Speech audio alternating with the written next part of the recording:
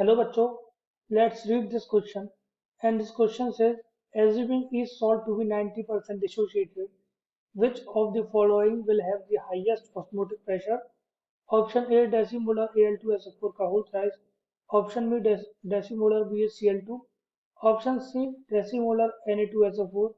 And option D a solution obtained by mixing equal volumes of B and C and filtering. तो इस question को solve करने से पहले जानते हैं कि ये क्वेश्चन किस की कॉन्सेप्ट पर बेस्ड होता है। तो इसका की कॉन्सेप्ट होता है ऑस्मोटिक प्रेशर, जो कि एक कोलिगेटिव प्रॉपर्टी होती है और इसको रिप्रेजेंट किया जाता है सिंबल पाई से। तो चलिए शुरू करते हैं।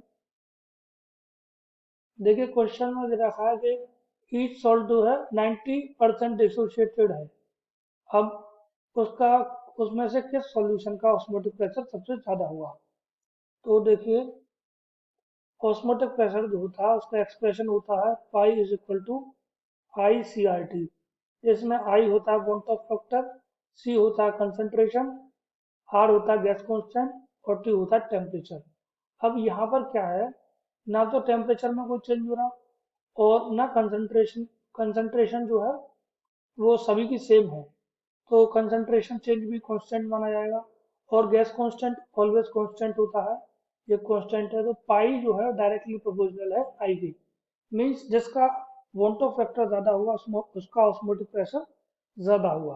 तो वॉन्ट ऑफ फैक्टर क्या होता है? वॉन्ट ऑफ फैक्टर होता है number of ions formed after dissociation, इसको बोलते हैं वॉन्ट ऑफ फैक्टर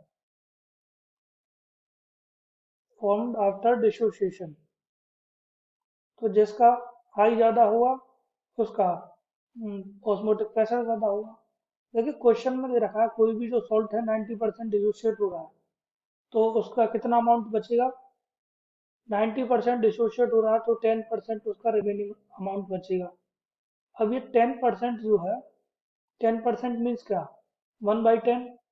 10% का मतलब 10/100 इज इक्वल टू 1/10। तो 1/10 is equal to 0.1 molar solution बचा है, अनडिसोशिएटेड अमाउंट जो है। और 0.1 को हम लिख सकते हैं 1/10 और 1/10 मोलर अगर ये है तो 1/10 को बोला जाता है डेसीमोलर। तो ये है 1/10 मोलर सॉल्यूशन और इसको बोला जाता है डेसीमोलर सॉल्यूशन। अब ये जो तीनों सॉल्ट हैं वो डेसीमोलर कंसंट्रेशन इनका अनडिसोशिएटेड है। चलिए बात करते हैं ऑप्शन ए की, Al2SO4 का होल थ्राइस।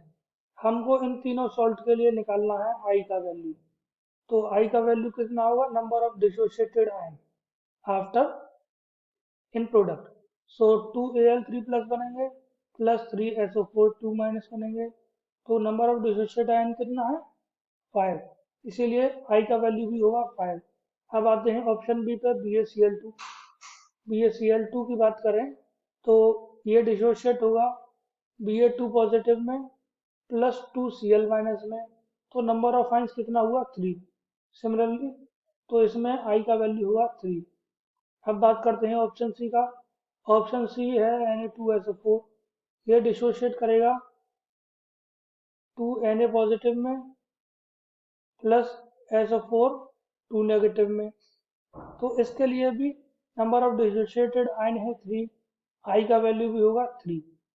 अब आई का वैल्यू सबसे ज्यादा है Al2SO4 का होल थ्राइस के लिए। अब आई का वैल्यू सबसे ज्यादा है तो पाई का वैल्यू भी सबसे ज्यादा होगा। मीन्स ऑस्मोटिक प्रेशर जो हुआ वो सबसे ज्यादा हुआ Al2SO4 का होल थ्राइस का। अब डेसीमोलर की बात की गई है तो ये सभी सॉल्यूशन जो है वो डेसीमोलर है, 0.1 0.1 0.1। तो ये सभी डेसीमोलर सॉल्यूशन है तो कंसंट्रेशन का इसको कोई इफेक्ट नहीं है।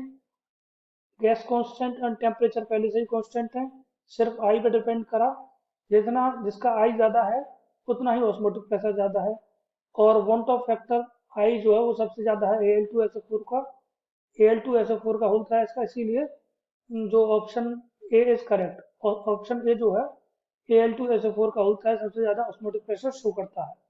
I hope you understood it well. Best of luck.